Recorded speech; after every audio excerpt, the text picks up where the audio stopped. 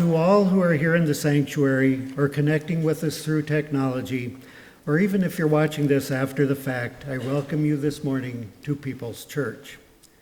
My name is Bob Butekoffer. My pronouns are he and him, and I serve as a member on the Board of Trustees here at People's. Worship today is led by Emily Hoselton, and our worship associate is the Reverend Rosie Rimrod.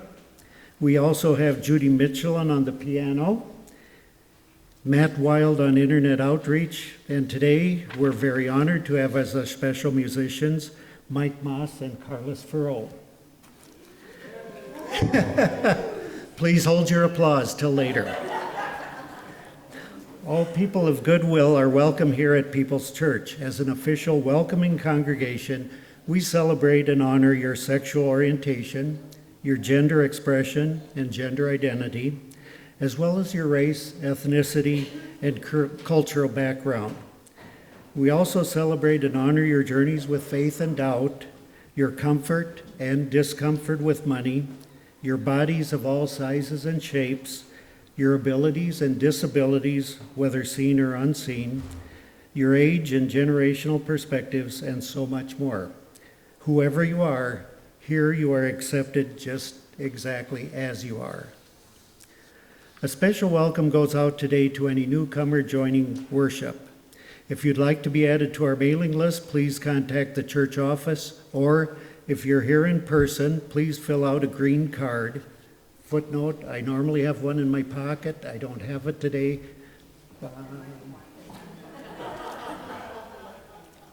Wait a second. Here we go. They look just like this. Thank you, guys. So anyway, if you're here with us, you can find those in the pew rack in front of you, and you can place it in the offering plate as it gets passed later in the service today. Online participants are welcome to chat with everyone gathered on Zoom following today's worship service, and in-person participants are invited for coffee and conversation in the lower level of the church following the service.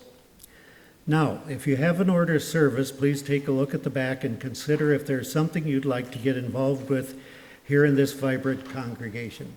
A couple special announcements today. What was published in The Voice was that Juneteenth will be celebrated on June 19th. That is incorrect. It will be Saturday, June 14th. And a sad announcement today, Susan Elliott Bryan, a long-term, very active, and much-loved member of People's Church, passed away on Wednesday, May 28th. Among her many contributions here was her guidance on human resource issues. Plans for service in her honor are currently pending, but we'll share them with you as soon as we know something that's been finalized. Finally, we extend today a big thank you to the many volunteers who made today's gathering possible. Thank you, Bill Hart and Terry Dieterman on the sound system, the greeters, Judy Price and Karen Pierce, and to the kitchen crew headed up by Joel Jones.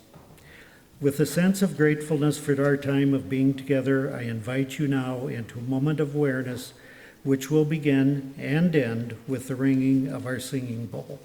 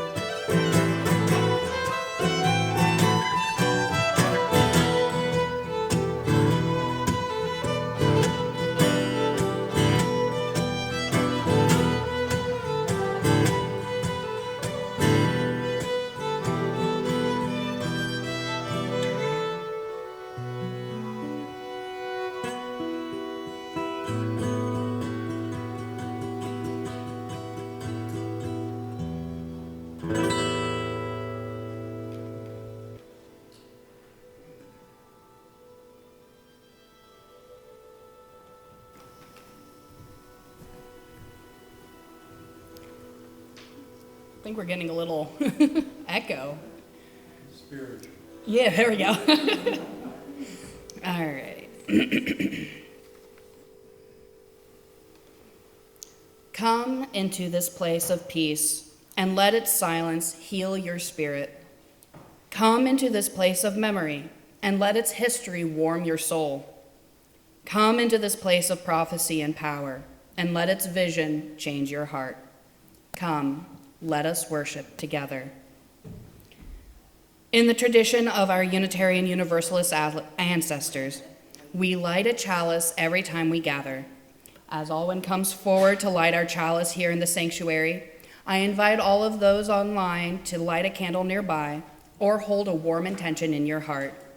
As you are willing and able, please join aloud in reading our chalice lighting words, as together we say, "May the light we now kindle inspire us to use our powers to heal and not to harm, to help and not to hinder, to bless and not to curse, to serve you, Spirit of freedom."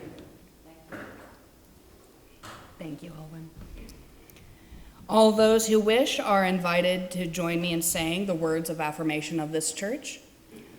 This love is the spirit of this church, and service is its law. This is our great covenant, to dwell together in peace, to seek the truth in love, and to help one another. And since I'm already up here, I'll just go ahead and introduce our first hymn, which is the hymn of the month. It is number 155 in the gray hymnal, "Circle Round for Freedom."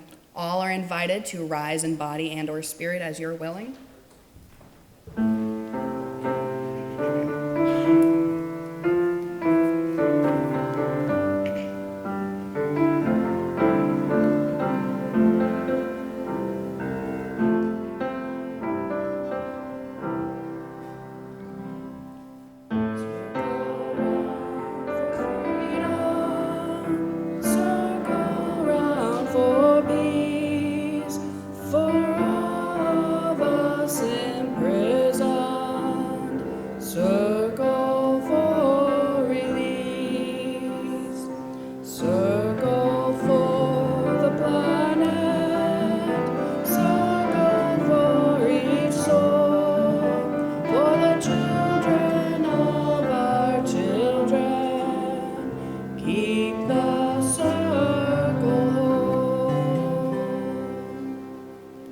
Seated. Unless you are young or young at heart, I invite those who are willing and wanting to come forward for our time for all ages.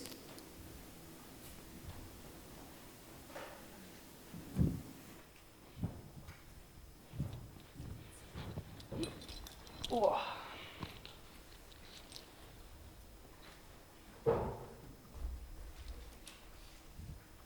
This is called Words and Your Heart by Kate Jane Neal.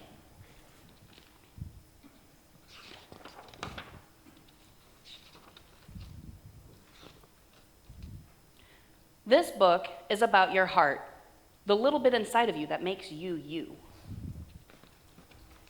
Will you listen very carefully? Shh, because it's really important. And it might help you be a happier you, and the people around you be a happier them. You see, the words that go into your ears can actually affect your heart, the little bit inside you that makes you you. Your words can do amazing things.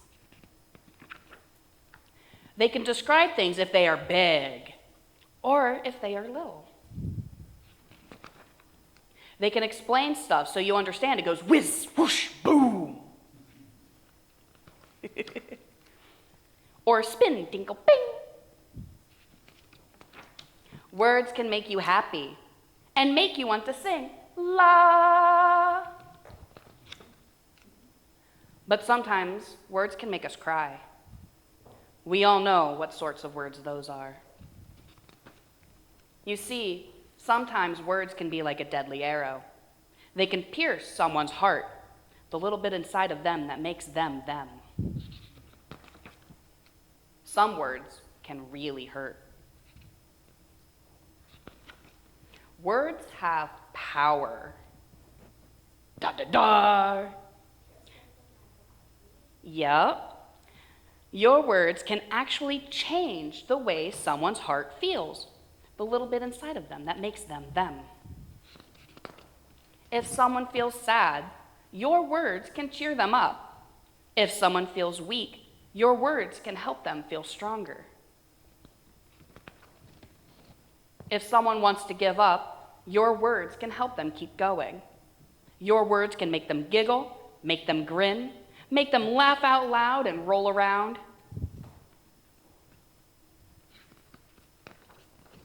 Do you get it? Your words are amazing and powerful. How about we use our words to look after each other's hearts, the little bit inside of us that makes us us? Let's try it together and see the difference it makes. Today, somebody's world can be a better place because of you. Thank you. Doesn't that make your heart feel good?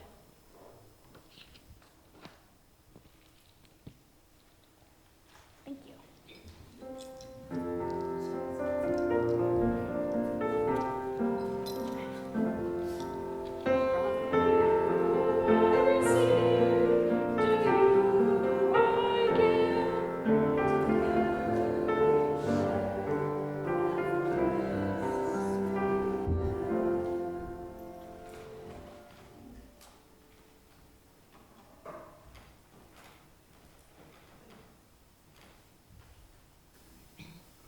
First reading is Hurtful Words You Spoke.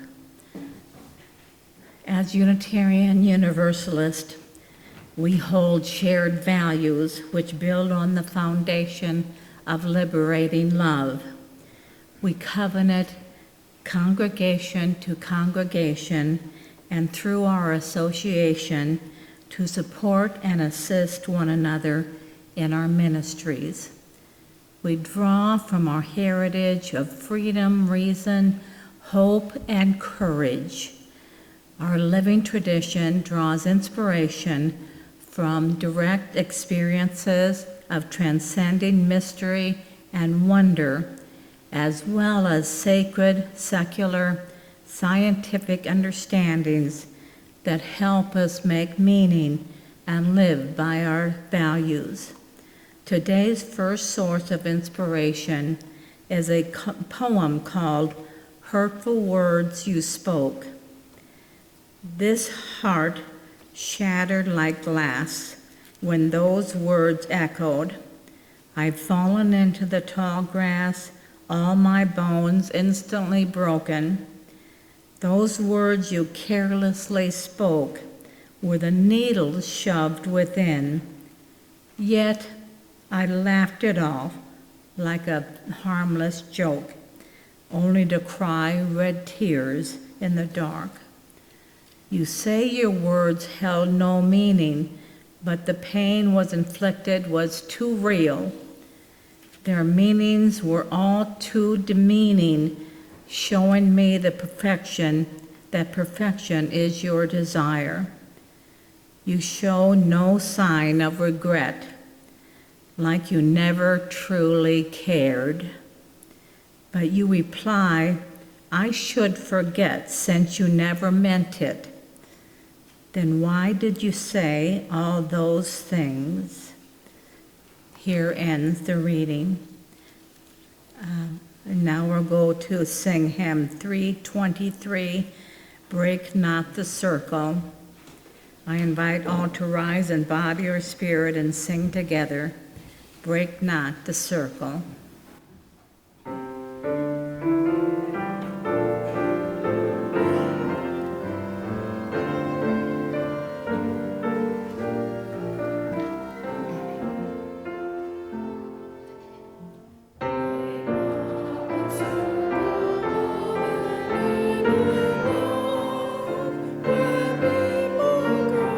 Forgiven and forgiven.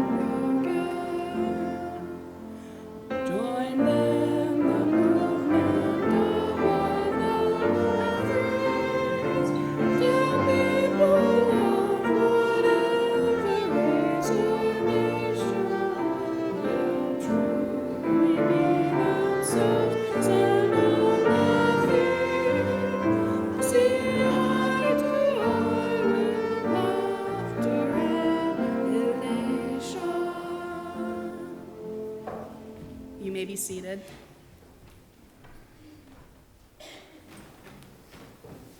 The second reading is The Art of Self-Liberation, How to Free Yourself from Fear and Live Intentionally by Brittany Nicole Connor Savarda. The second reading comes from an article by Emotional Intelligence magazine titled The Art of Self-Liberation, How to Free Yourself from Fear and Live Intentionally. Self-liberation is a practice of freeing yourselves from limiting beliefs, past traumas, the expectation of society, detaching from labels or social scripts that we have put upon ourselves, and taking ownership of our lives.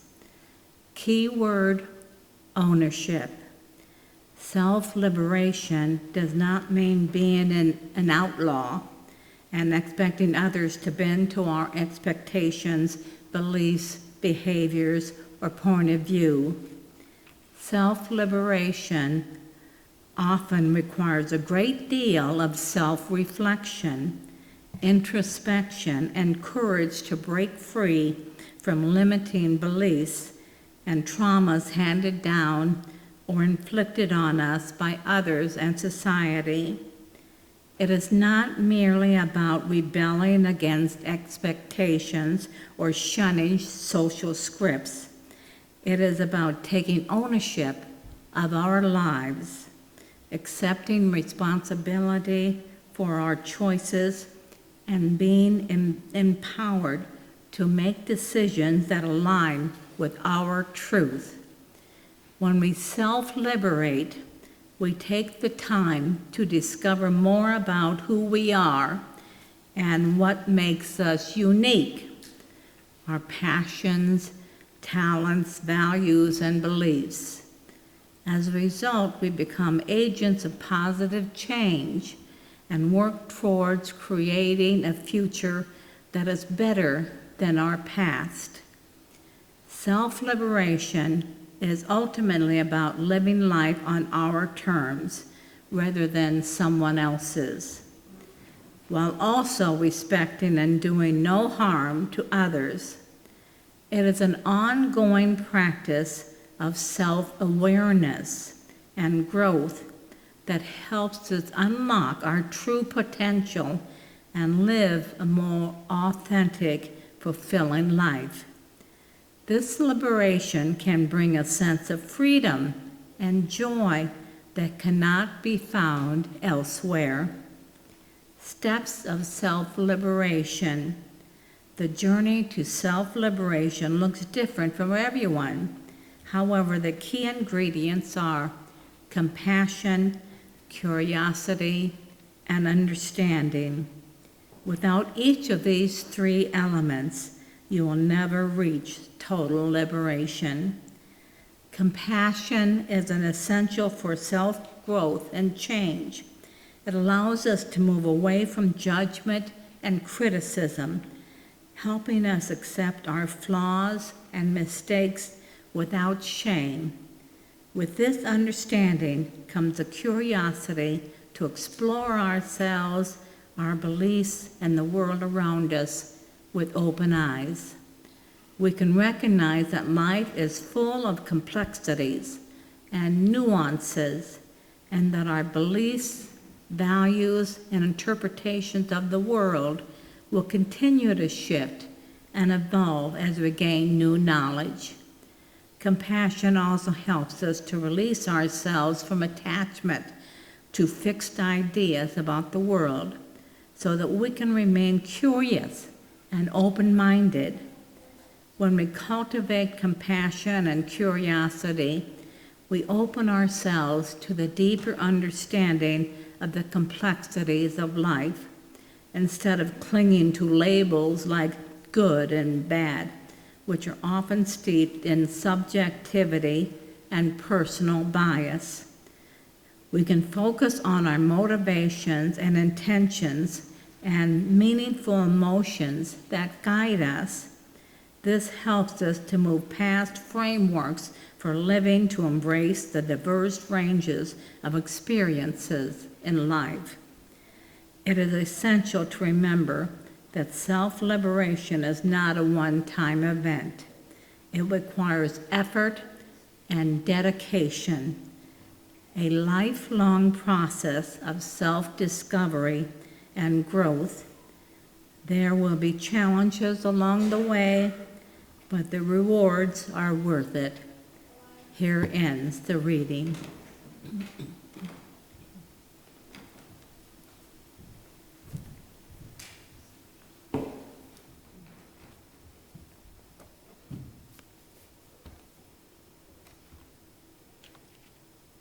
Words have power.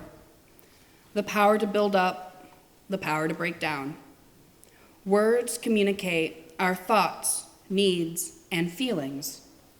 Harold Green III, author of Words Have Superpowers, A Kid's Guide to Affirmations, Mantras, and Positive Thinking, says in his introduction, "As we get older, the power and responsibility that comes with using your words only grows. Words offer protection and encouragement and serve as a reminder of how amazing you are. I want you to think of certain categories of words as superheroes and see how the words themselves give you superpowers to overcome what stands in the way.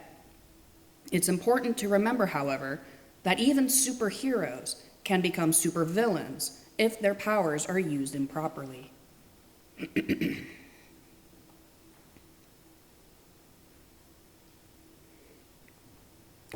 Hurtful words, once spoken, can never truly be taken back, just as actions once done cannot be undone. Apologies and growth may follow, but the pain caused by those words leave lasting scars. There is a phrase that circles around in my head from time to time against my will.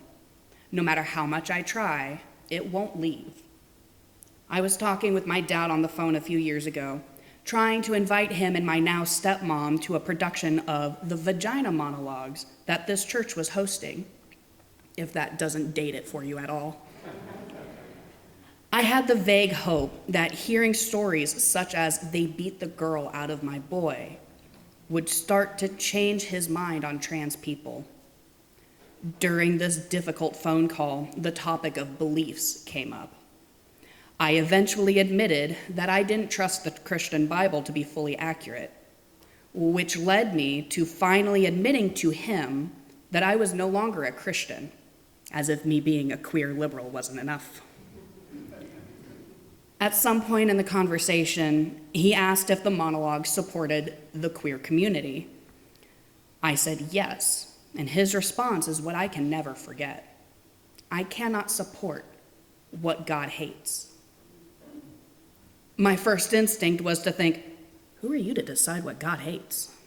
Did I say that out loud? Of course not. Confrontation isn't exactly my strong suit. Thank you, anxiety. I don't remember how the conversation wrapped up. I just know I had to get to choir practice. Maybe it wasn't his intention, but what I heard in that moment was God hates you. My dad believes that God hates me. And for what? Being attracted to people regardless of their bodies or identities? For not identifying as cis female, even though I didn't realize I was non-binary at the time? For simply trying to figure out who I am and who I want to become? His words tangled themselves in my mind. Sometimes they're all I can think about. I may not worship that God anymore, but I do still believe he exists. I believe Jesus was a prophet who spread love, community, and empathy. I don't believe Jesus would have hated me, nor would he have approved of my dad's choice of words. I love my father dearly, but he has hurt me a lot over the years with his words, his lack of empathy, his borderline neglectful behaviors, and his inability to accept anything he doesn't agree with. Our relationship is still on the surface intact, but we've reached a point where certain topics are completely off limits because we know we'll never agree. It's not a matter of agreeing to disagree, It's more like silently sweeping the issues aside just to keep the fragile connection from breaking altogether. In the years since that phone call, I've come to understand a few important truths. One of the first came to me early in my journey as a budding pagan and witch. Words carry power.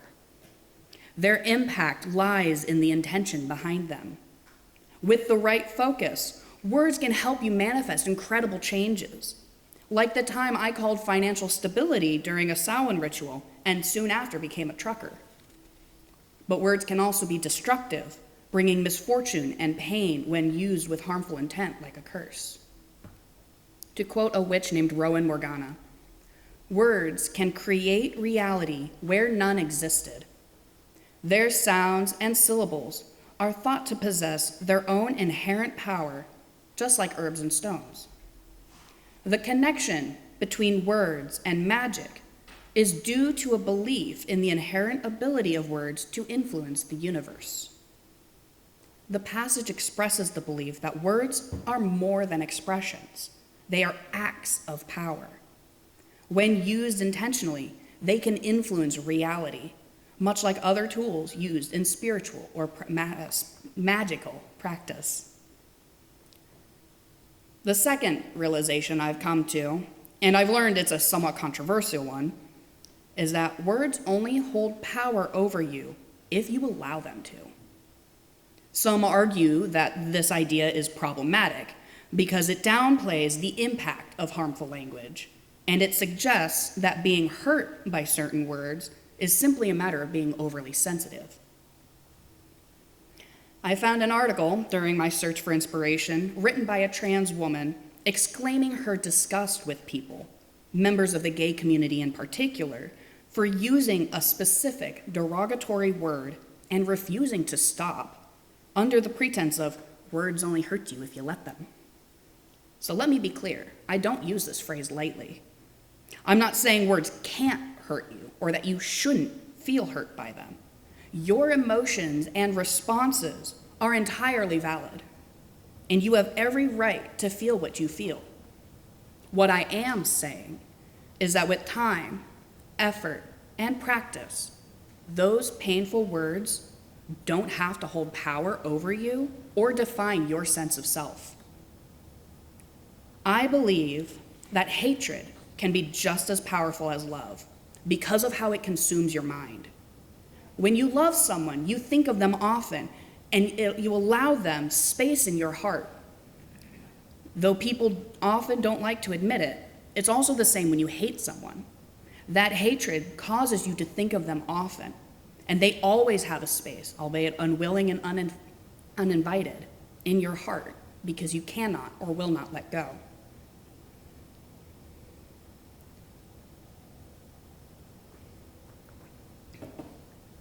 The second reading that Reverend Rosie delivered to us, The Art of Self-Liberation, How to Free Yourself from Fear and Live Intentionally, talked about freeing ourselves from our self-imposed prisons created in part by these hurtful words spoken to us or at us by other people, as well as by ourselves. When heard often enough, the mind starts to believe those hurtful words. We start limiting ourselves based on what we believe we are worth and capable of doing.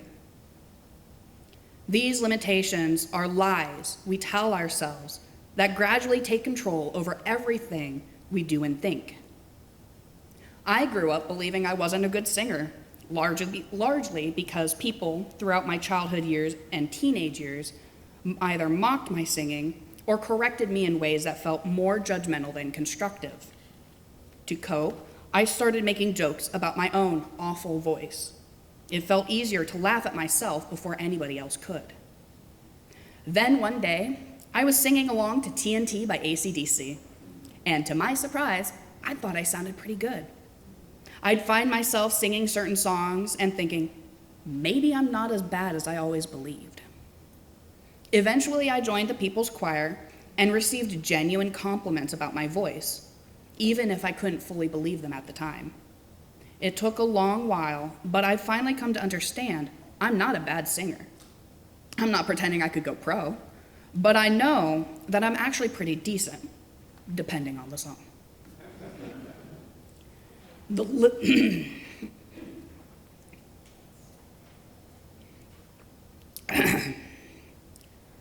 liberation of realizing that I don't have to believe certain words is indescribable. It's still a work in progress, but I've reached a point where most negative things people say about me no longer bother me, particularly when I know they don't know me. I stopped seeking approval and acceptance from my dad because I know that we'll never come to a true agreement, and because I realized I don't need it. I never believed that God hated me, nor do I believe he hates any queer people or acts. I am surrounded by people who love, accept, and embrace me as I am, unconditionally. As Brittany Nicole Connor Savada said, the key components to achieving self-liberation are compassion, curiosity, and understanding. You need to be compassionate with yourself, your experiences, and your situation. You need to be curious enough to question everything you thought you knew about yourself. And with both of these comes a deeper understanding of who you truly are and what you are truly capable of. Part of this self-liberation also comes from reframing those hurtful words or replacing them altogether. If you grew up being called bossy, you probably have the potential to be a great leader. If you were called aggressive, maybe you're actually just passionate. Replace the negative words swimming around in your head with positive affirmations and mantras. Repeat them enough times, and you'll eventually start to believe them. I've fallen out of the habit over the past few months, but every morning, one of the first things I'd do is I would tell myself, I am strong. I am capable. I am fierce. Even if I didn't believe it one day, other days I actually would. It helped me feel like I was more confident and able to tackle the day ahead. Let those uplifting words become your superpowers. Just like Harold Green III described in the book I mentioned at the beginning of the sermon. And truly, I can't recommend this book enough. It's a powerful read for all ages, though children under 8 might need a little help since it's fairly word dense, coming in at around 100 pages. Affirmations can give you power-ups. Compliments can give you confidence. Mantras can slow down time. Did you know that optimism can make you feel strong? Or that empathy can turn you into a safe space? I want to show you that gratitude can change your heart. It's not enough to just say these positive words just once.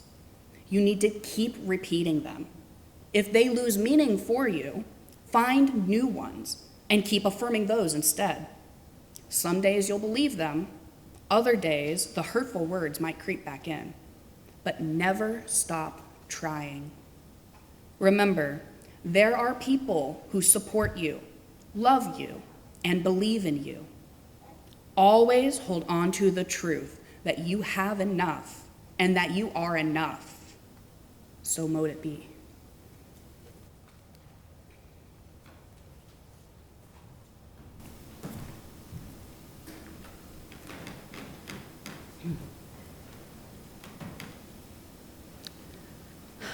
Each week, we participate as a community in the spiritual practice of generosity. You have the option of putting cash or a check into the offering plate as it is being passed in the sanctuary. Or you can also mail a check to the church, donate online or at peoplesuu.org, or use the Vanco mobile app. And now, in the spirit of generosity and compassion, this morning's offering will now be gratefully given and lovingly received.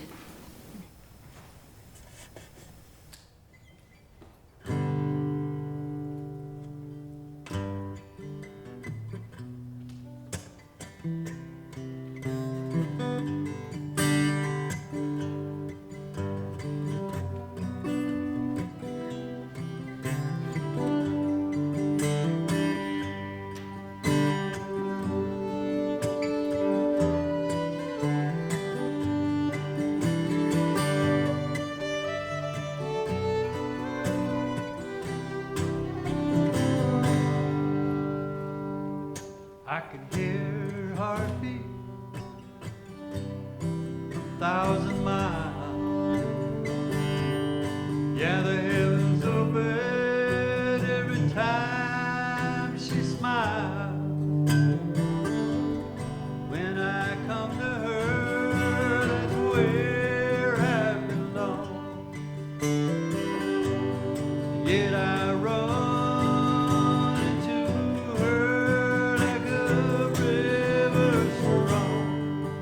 Give me love, love, love, crazy love. She gives me love, love, love, love, crazy love. Got a fine sense of humor when I'm feeling low down. Yeah, when I come to her when the sun goes down. Take away my troubles, take away my grief, take away my heartache in the night like a thief. You give me love, love, love, love, crazy love. She gives me love, love, love, love, crazy love. Yes, I need her in the daytime. Yes, I need her in the night. Wanna throw my arms around her, kiss and hug her, kiss and hug her, hold her tight. Yeah, when I'm returning from so far away, give me some sweet loving, brighten up my day. Oh, it make me righteous, it make me whole. Yeah, it make me mellow down into my soul. She give me love, love, love, love, crazy love. She give me love, love, love, love, crazy love. Give me love, love, love, love, crazy love. She give me love, love, love, love, crazy love.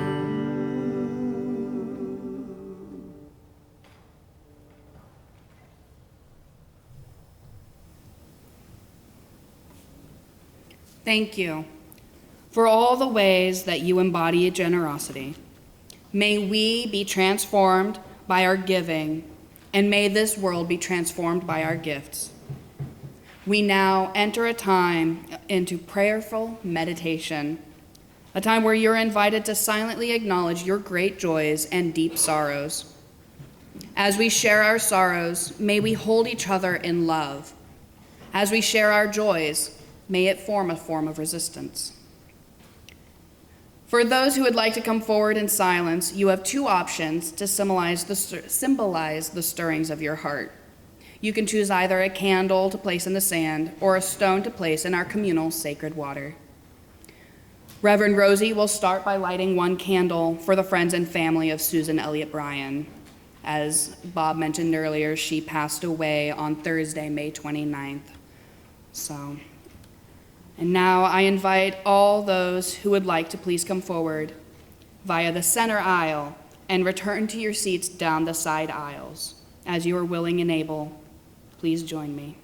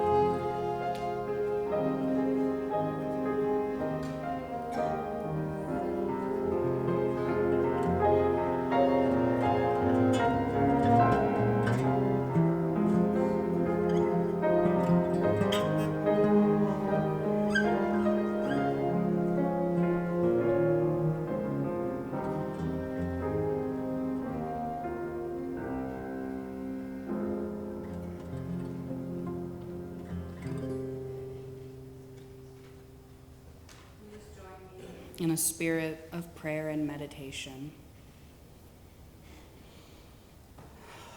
Spirit of love, Spirit of life, Spirit of the universe, thank you for all of our blessings, all of our joys. Thank you for all of our sorrows, because as much as it hurts, it does make us stronger. We wouldn't be who we are today if not for our obstacles, if not for our challenges. Please bless the people who are grieving, the people who are in pain. Please help the people who are in need.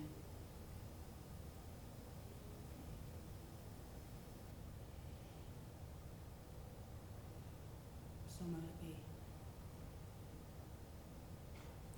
Our closing hymn is number 100, I've Got Peace Like a River.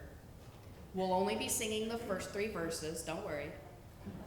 And this is going to be a little more uplifting, because this was a fairly heavy sermon, and I want us to have joy and just spirit in our hearts. So please join me in standing and singing if you are willing and able.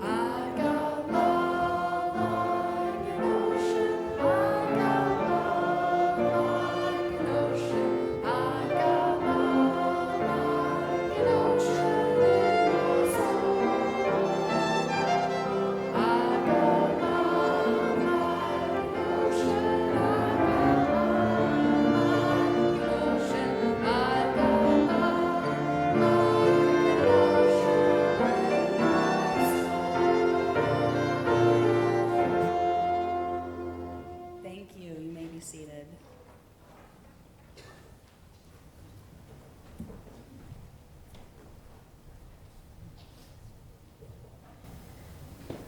Please say with me the words to extinguishing the chalice. We extinguish this flame, but not the light of truth, the warmth of community, or the fire of commitment. These we carry in our hearts until we are together again. Before we enjoy one last gift of music, I offer you this blessing from the Buddha.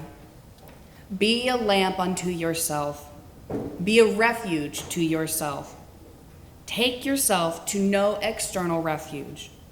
Hold fast to the truth as a lamp. Hold fast to the truth as a refuge. Blessed be.